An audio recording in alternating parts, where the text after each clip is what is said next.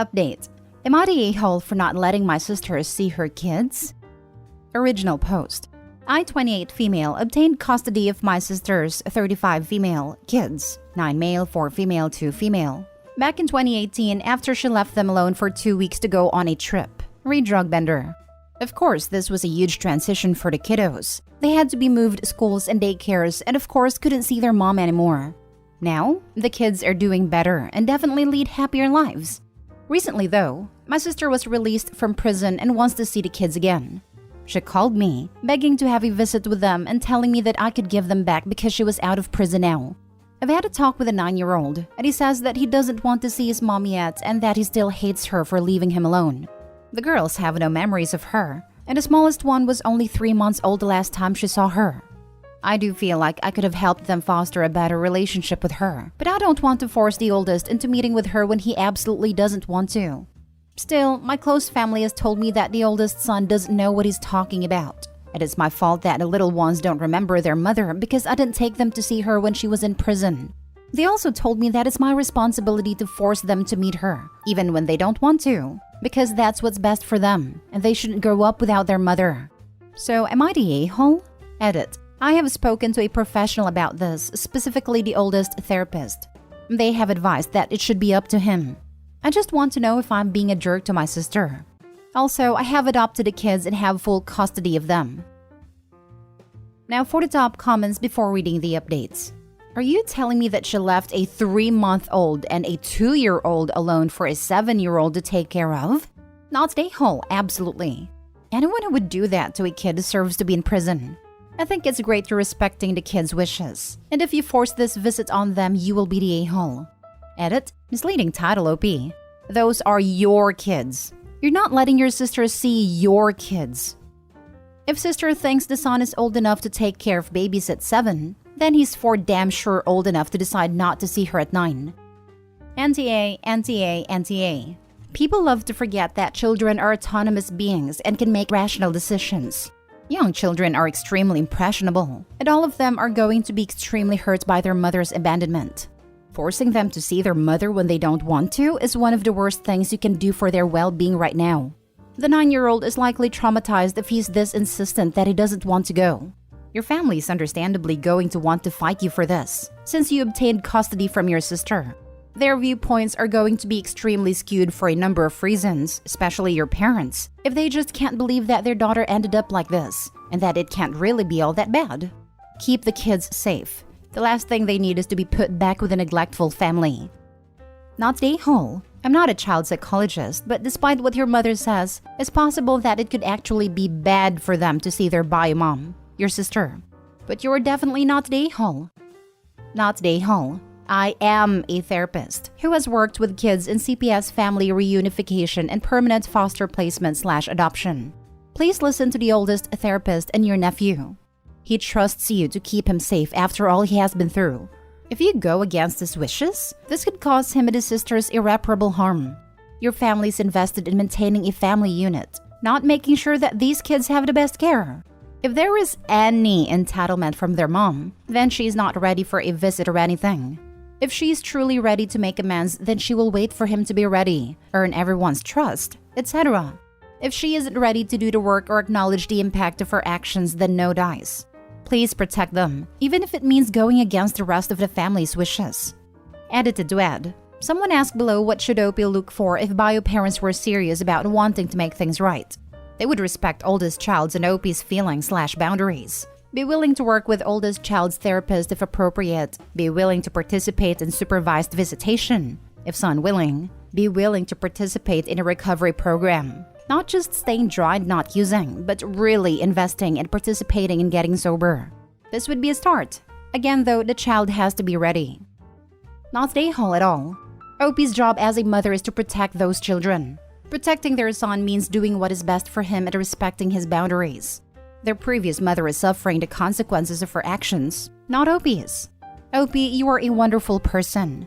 I have a toddler and an infant, and if I also had a 7-year-old, I'd likely be cray. I am so sorry you are in this terrible position and so inspired by you. What lucky kids those are, truly. Now for the first update. So I wasn't expecting to make an update post because I honestly wasn't expecting there to be an update to this. Unfortunately, I'm wrong. I gave my oldest 2 weeks to really think about whether he wanted to talk to my sister or not. I figured that the decision he made at first might have been made out of anger, so I wanted to give him time to make such an important decision. Ultimately, he decided that he did actually want to talk to her. I have to admit I was a little bit surprised. But we set up a Zoom call between them anyway, of course with me supervising. Right before the Zoom call, he admitted to me that he wanted to talk to her just to see if she'll say sorry. She did not say sorry.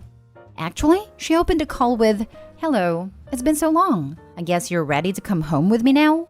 And then she noticed that I was sitting there with him and almost immediately launched into accusations about alienation and how I have to give the kids back now or she'll call the police and say I kidnapped them.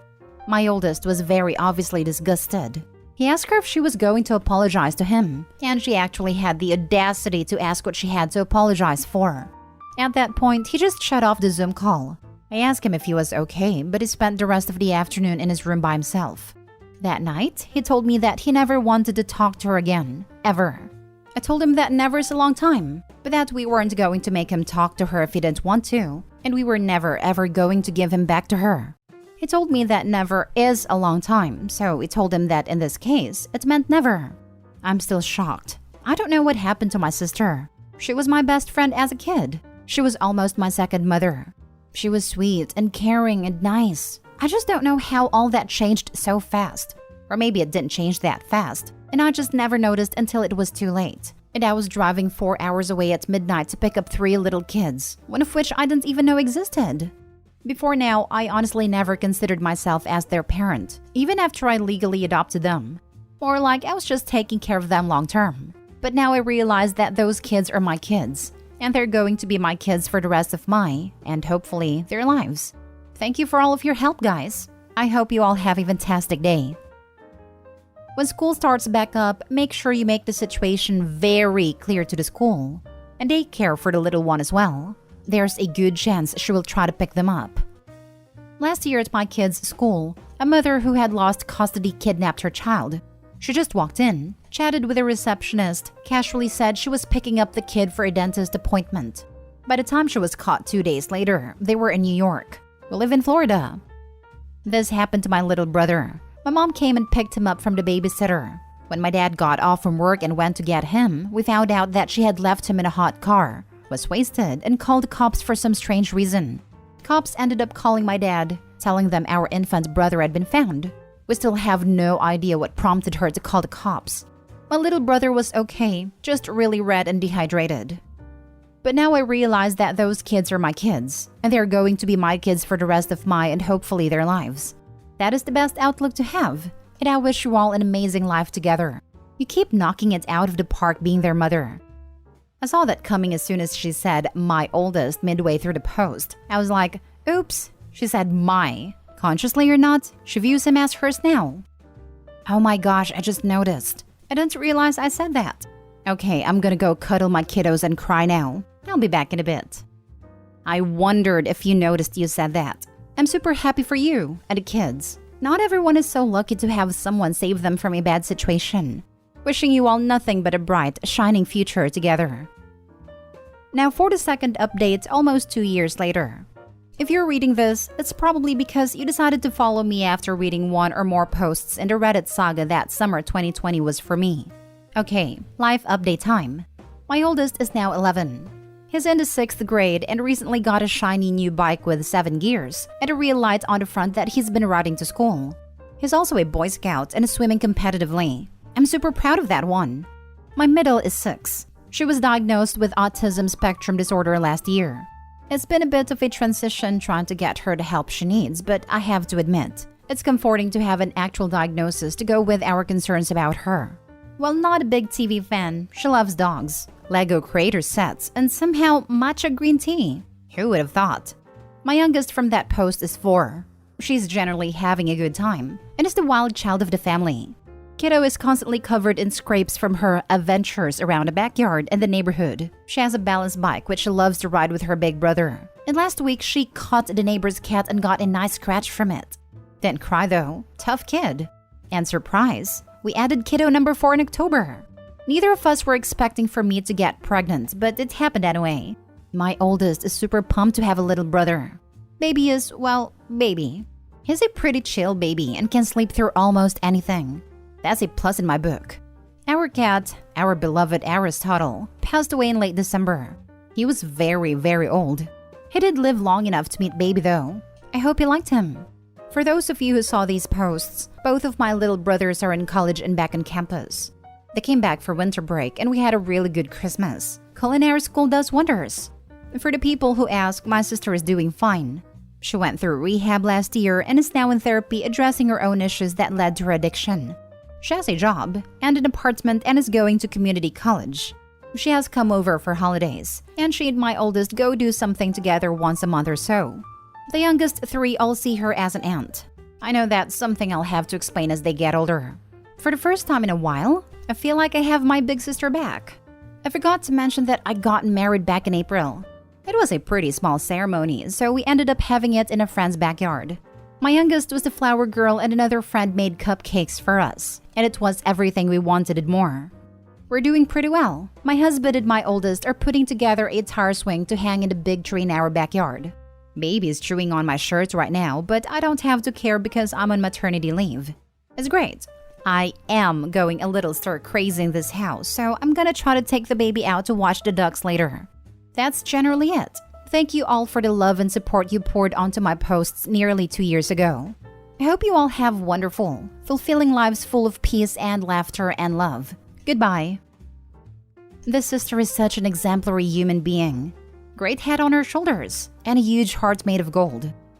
She actually led a new generation of her family towards a brighter path, despite her sister and her parents' wrongdoings. A great human being indeed. Makes me sad for the sister though. Did you notice Opie in this post mentioned her sister was practically like a mother to her, and a younger brother said the same thing about Opie in his post? The oldest sister didn't get anyone to shield her or attempt to parent her. That's probably why she's such a mess. I know someone who lost custody of their kid and had referred to it as when relatives stole baby. It is like, God damn it, girl. You need to be on your knees thanking everyone that your child didn't have to go into foster care. You messed up so hard that your relative could not even legally let you contact the kid until you got your act marginally more together. Own it and do better. People have infinitely more patience for your rehabilitation when it doesn't include you blaming other people for what you did. It's such a disconnected and messed up love for their kids. Loving someone means their happiness, even if that means being away from you. Even for parents and their children. Good parents recognize their faults and shortcomings and work on it for their kids. The mental distortions going on are immense and absurd to not be able to feel grateful for people taking care of your kids when you legally or otherwise cannot. So many people just see their kids as property. Often, when people talk about protecting children, it has nothing to do with what's best for the children as actual human beings. It's just about protecting the parents' ownership. Now, for the last story. Am I the a-hole for dropping my sister's kids at a child-free wedding that she was at? To make a long story short, I, female 25, am a medical student. My free time is very limited and I have lots and lots of commitments. My sister, female 33, has 3 kids all under 10, and she often expects me to babysit for her, which isn't the main problem, but she drops them off at random times with very short notice, or no notice at all. The other day, she called saying she was on her way to drop the kids off at my place, because she was attending her friend's child-free wedding and she couldn't take the kids with her. I had a huge argument with her on the phone because I had to study for my upcoming exam. But next thing I knew, the kids were at my doorstep. And she was already back in the car, then drove off with her husband. I was so angry I couldn't handle it. I decided to get dressed 30 minutes later and take the kids right where their mom and dad were. I drove them to the wedding, which was at her friend's house, and had them go in. The men there tried to stop the kids, till my sister and her husband came rushing. My sister was shocked. She started shouting after me, but I quickly got into the car and drove off. I went home and she started calling me. After she realized I wasn't going to pick up, she sent few texts calling me unhinged and a freaking witch for putting her in this situation and embarrassing her in front of her friends. She mentioned that by bringing the kids to the child-free wedding, I disrespected her friend, which affected their relationship and caused her and her husband to go home and miss out on the rest of the wedding. Her husband called later. It I picked up thinking he'd speak to me irrationally like he always does. But he scolded me, saying that it wouldn't hurt if I kept the kids for a few hours, and then expressed how disappointed he was, and how selfish and petty I was to do this to my sister and her kids. Now, I'm thinking I should have sucked it up for a few hours. Am I the a-hole? Now for the top comments. Not the a-hole. Your sister dropped her kids off at your house without prior arrangements, assuming you had nothing else to do. She thinks she's entitled to everyone else's time and help. Hint, she's not. You didn't do this to your sister. She did it to herself. She knew she had a wedding to attend and should have arranged with you in advance or hired a babysitter. You did not disrespect her. On the contrary, she disrespected you and doesn't value you or your time. She and hubby decided to be parents. It's their responsibility to take care of their children and not dump it on someone else when it is inconvenient for them. Let's not forget that OP may not even be home whenever these unexpected tests/drop-offs occur. Not stay home, OP. And weddings don't happen last minute. It's a planned event. You make children arrangements in advance in order to attend. Absolutely no reason for the parents to drop the kids off last minute unless they're entitled a-holes. OP, not the a-hole. Not the a-hole. You were very nice to them. The other option would have been to call CPS. Yes, I also want to point out that the sister probably had some sort of prior notice that her friend was getting married, and that the wedding was also child-free. She most likely had plenty of time to ask the OP if they were available to babysit, and if not, to find another form of childcare. The sister is a huge a-hole.